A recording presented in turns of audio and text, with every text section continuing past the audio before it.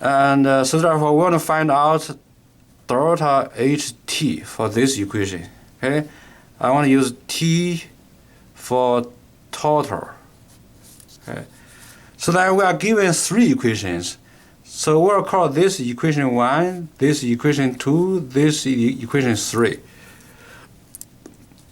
So we have to somehow rearrange these three equations, adding the new three equations to get the total equation. Okay. So how do we know what to do with these three equations? We pretty much see the reactant and the product in the total equation and see where can we get the reactant or product from this equation. We can see we need one Ca carbon solid, and equation 1 is the only equation give carbon solid. And so carbon solid we need in the total equation on the left and need 1. This equation 1 gives us one carbon solid on the left. So we will keep we'll call the equation 1 as it is. So therefore, we can simply copy that. So we say Cs plus O2 gas produce CO2 gas. Because we keep this equation as it is, so therefore the delta H, still delta H1, and the same number, same sign, negative 393.5 kilojoules. Yeah. Now what do we do about this second equation? Well, we see what do we need from this second equation. We can say that we need this CO gas as a product, and CO gas only in equation 2. But in equation 2, the CO gas is on the left side of the arrow. We need this CO in the total equation on the right side, and also the number is not right. So what do? We will reverse equation 2 and also divide equation 2 by 2. Okay, so we will first reverse it by write 2 CO2 gas. So before reverse, 2 CO2 gas on the right side of the arrow, and we put that on the left side of the arrow. So then these two, before reverse, is on the left side, we'll write them on the right side. Okay? So simply reverse not enough, because in the total equation we need 1 CO, now we have 2 CO, so we need to divide every coefficient by 2 or multiply by 1/2. Okay? So we will do the same for our delta H. So therefore the delta H2 change, so we'll call delta H2 prime. So that will become, initially the negative will become positive. Why positive? Because we reversed the equation. When you reverse the equation, so the delta H will change the sign. If it's negative, they become positive. If it's positive, become negative. So therefore, we have positive this number now. Then, if you divide the equation by 2, you also divide the delta H by 2. Okay? So we will do the divider for the equation and also do the divider for the delta H. So we do the divider for the equation. So that means we take these two divide into each coefficient. So the first coefficient is 2, then divided by 2 become 1. And then this coefficient 2, so divided by 2 also become 1. Now this coefficient 1 divided by 2 become half. Then we'll do the same for this delta H. So we give that a new name, delta H2, but give that a prime. So therefore that becomes 333.0 kilojoules. Okay, now what do we do to the equation 3? Well, you can see we need something from equation 3. We need the water, we need the hydrogen gas. So water we need in the total equation is 1 water on the left, but this gives us 2 water on the right. And we need 1 H2 gas on the right, but this gives us 2 H2 on the left. So we will reverse equation 3. And after reverse, we also need divide the reverse equation by 2. Okay? So we'll reverse equation 3, then divide by 2. So let's first reverse equation 3. So 2H2 was on the right side of the arrow, now become on the left side of this arrow. Then 2H2 was on the left, now become on the right. And I have O2 gas on the right. So this is the reverse of equation 3. And then you need to divide by 2 to get the right number. So we'll do the same for the delta H. So delta H 3 prime will equals the opposite sign of this number divided by 2. So right now this number for delta H3 is negative, then that becomes positive. So positive 583.6 kJ, and then divided by 2. So again, why this become positive? This become positive because this equation is the reverse of that equation. So when you reverse the equation, you will reverse the sign. So the negative become positive. Okay? And why you divide by 2? Because you divide this equation by 2. If you divide equation by 2, you divide delta H by 2. Okay? So now let's divide the equation and also divide the delta H. So 2H2 gas divided by 2 become H1H2 gas on the left. 2H2O gas on the left. 2H2 gas on the right divided by 2, that become H2 gas. And then this become half O2 gas. And then we also divide the delta H. So divide the delta H, and that will give you positive 291.8 kilojoules. Okay? So now we get 3 equations, 3 new equations. But the first one not really new. We did not do anything. So let me circle those. So this equation and has this delta H. This equation has this delta H. And then the last equation is this guy has this delta H. Okay.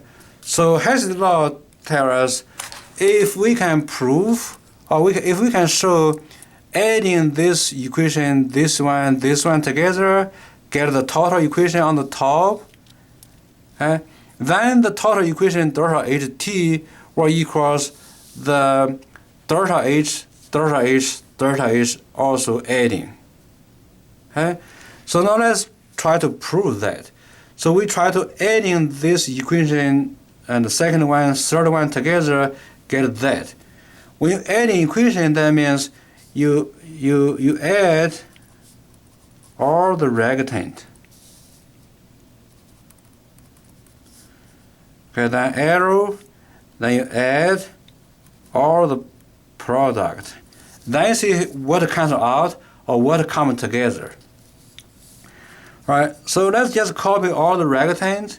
So we have 2 reactants from the first equation, which is a carbon solid plus O2 gas.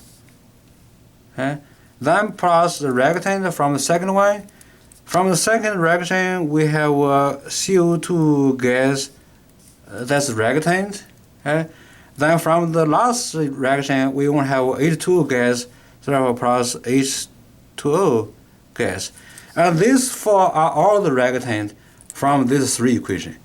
So equation 1 gives us carbon solid and O2 gas. Then equation 2 has reactant CO2 gas, so we put it here. Equation 3 has H2O gas as reactant, we put it here. So these are all the reactants from the 3 equations you want to add. And then you also add all the products. So there's one product from equation 1, which is CO2 gas. And then you plus the two products from equation 2. So that is the CO gas plus half O2 gas. Then we'll plus here. So then we'll plus the two products from equation 3, which are H2 gas plus half O2 gas. Okay. Now these are all the reactant and all the products by adding that three equations. So what you do now, you want to see, are there anything same on the same side? If you have something same on the same side, you can combine. Okay, so you can combine. If you have same thing on the left side and also on the right side, then cancel. So what we do, we will try to cancel or combine. Okay, cancel on different side, combine same side. So let's check. We have CO2 gas here on the left and CO2 gas on the right. So they are cancelled out. And then we have one O2 gas, and then we have half and a half, so cancel out. And then that's all. So we have leftover carbon solid water gas and CO gas, H2 gas. So after we cancel, we did not combine because we don't have anything same on the same side, we get this equation. So we get C solid plus H2O gas produce CO gas plus H2 gas. So that's after we adding the three equations, we get this. Then compare this one. This is actually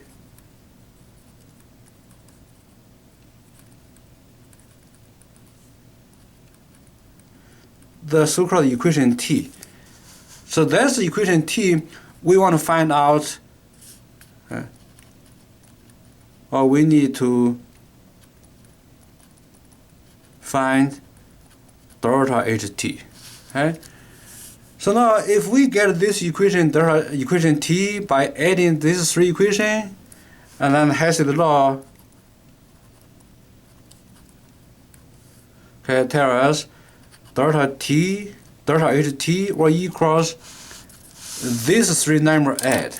Okay, so this number for this equation 1, and this number for the new equation 2, this number is for new equation 3, and we show we adding equation 1 with new equation 2 with new equation 3, we get the equation T. So therefore, we were not literally adding, were this number, add this number, add this number to get delta HT. Okay? So that means we have negative 393.5 kJ plus 333.0 kJ, then plus 291.8 kJ. Okay? So you adding or sum of these three numbers together, okay? And you get positive 231.3 kJ. Okay? So this is your answer. Then you check. So the answer is D.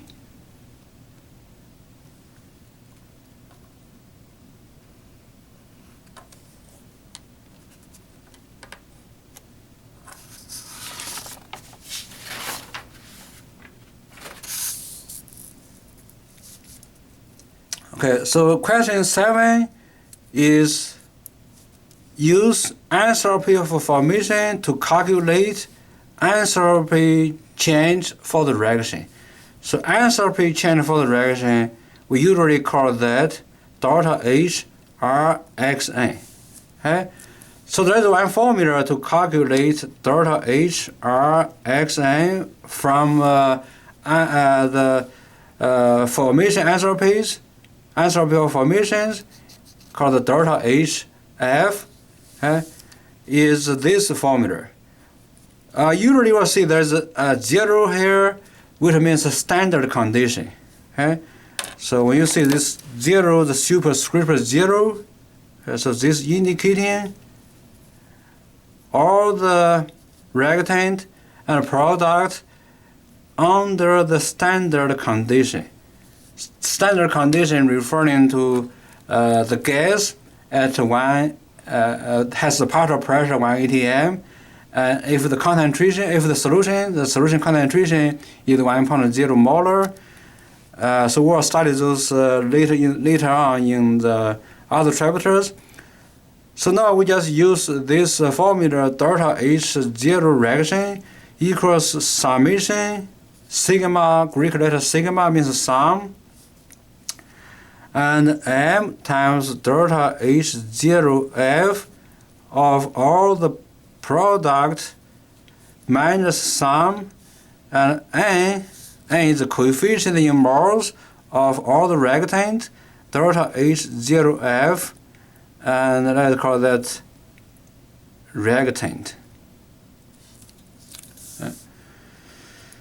Alright, so again, this sigma means sum, and this means sum. This is the coefficient in moles, and also this is the coefficient in moles. So both this m and n are the coefficients in the balanced equation in moles. So for our problem, we have two products. One is H2O liquid, has 2, which means 2 moles. That one is the O2 gas, has coefficient 1, which means 1 mole of O2 gas. And we have one reactant, is H2O2 liquid, has coefficient 2, which means 2 moles. So then we are given two delta HF, one for H2O, one for H2O2, but we did not have the delta HF for O2 gas because that is 0. For the most stable element,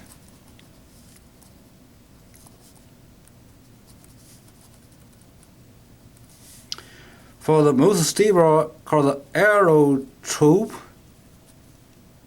of an element, delta H0F equals 0. So if you don't know what is the most stable allotrope of an element, you can use the appendix of the textbook. So if you find out the delta H0F is 0 for that formula of element, then you know that formula is the most stable so-called allotrope of that element. So for oxygen, we have one allotrope is O3, ozone. The other one is O2. So if you use the appendix in the textbook, you will find out the delta H0F for O2 is 0. For O3, not 0.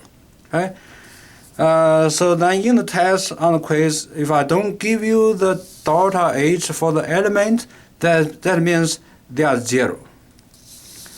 Alright, so now we just plug into the two numbers, one for the product into here, and use the coefficient as moles put here, and then do the same for the reactant. So our product for the given problem is H2O liquid and O2 gas. So we write our delta H Rxn with 0, that means at the standard condition, equals, so this sum means, sigma means sum, m means coefficient. So we start with the first product, we have a coefficient 2, so we'll write as 2 moles. And the 2 moles, Then we see what is the product. The product H2O liquid. H2O liquid. What is the delta HF for H2O liquid? Is this negative 185.8 kJ per mole? So therefore, we substitute negative 185.8 kJ per mole. Okay.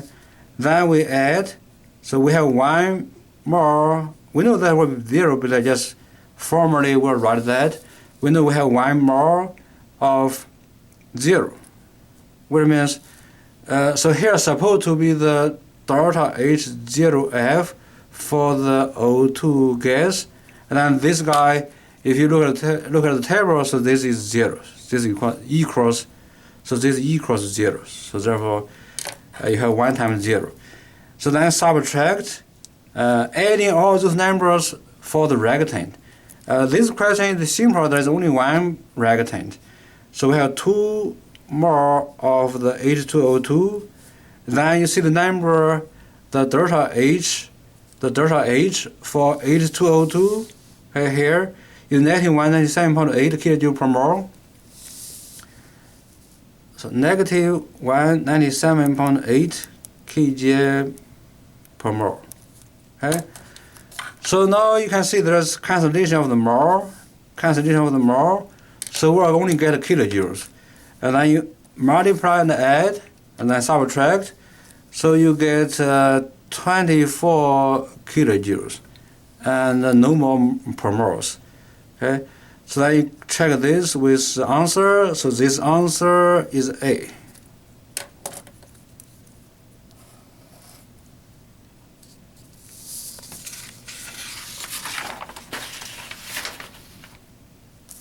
Okay, so next question is about the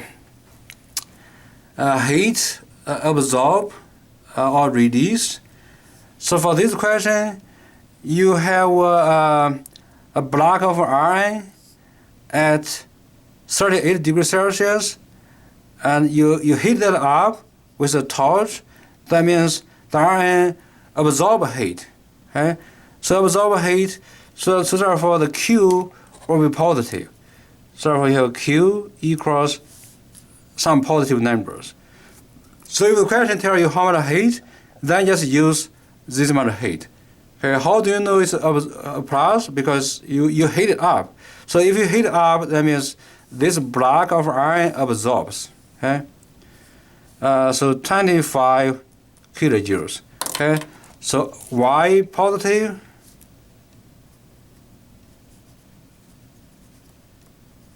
Okay. Because it is heated up. So heated up means it absorbs heat. So absorb heat, so there's a plus sign. Okay. So now you can convert this kJ into J's. So therefore you have 25 times 10 to the 3 J. Okay. So this is how much heat the iron block get. So then you will use the equation to find out how much temperature change. Okay. So therefore you want to use, well, this question tells you use this equation. Okay. So you have this equation, Q equals mCS delta T. Okay. So this equation sometimes called MCAT. Okay? So for those of you who want to go to medical school, you take MCAT. You can see this MCAT looks very similar as this mCS delta T. So delta looks like the A. So MCAT. All right. So in this equation, as you know before, this M is for mass in gram. Okay? CS is a specific heat in joule per gram per Celsius. Okay? Delta T equals TF minus TI. Okay? So we have the number for M. We have that 1.7 kilogram. Okay? So you can do a conversion. It's 1 kilogram, 1,000 gram. So therefore you have 1.7 times 10 to the 3 gram. Okay? So C of S is also given. C of S from the question given to you. So C of S for Rn. Okay? So we write here 0.450 J over gram over Celsius. So delta T is not really given to you everything. You don't know the finals. That's the question asks you to find out the finals. So therefore we'll write that as TF. Our initial is 38. Okay? And so if you do subtraction, both of them should have Celsius. So therefore final Celsius. That means this TF, just like a number 38, which means has no unit, because we put the unit out. Okay? So now what you do, just plug those numbers in. You have the Q, you have the M, you have CS, you have the delta T, put into the equation. So we have 25 times 10 to the 3 J equals 1.7 times 10 to the 3 G, and then times 0.450 J over gram Celsius times TF minus 38 Celsius. Okay, again, so we have 25 times 10 to the 3 J equals 1.7 times 10 to the 3 gram times 0.45 J over gram per Celsius times TF minus 38. What are those numbers? This is for Q, the heat. This is for M. This is for CS. And this is for delta T. Delta T. Okay?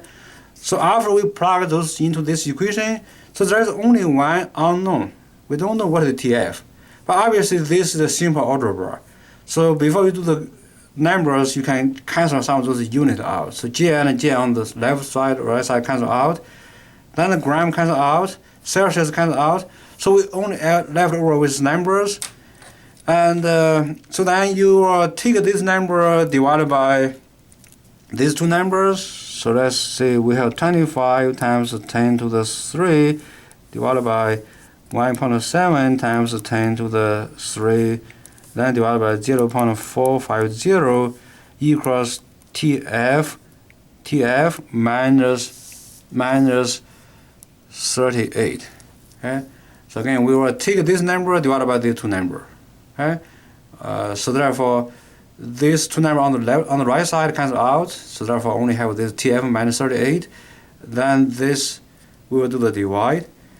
So this will become 32.68 equals TF minus 38. Okay? And obviously you know how to solve the equation, plus 38 and then plus 38. So these two cancel out. Therefore finally you get TF equals 71 degrees Celsius. And this is answer C.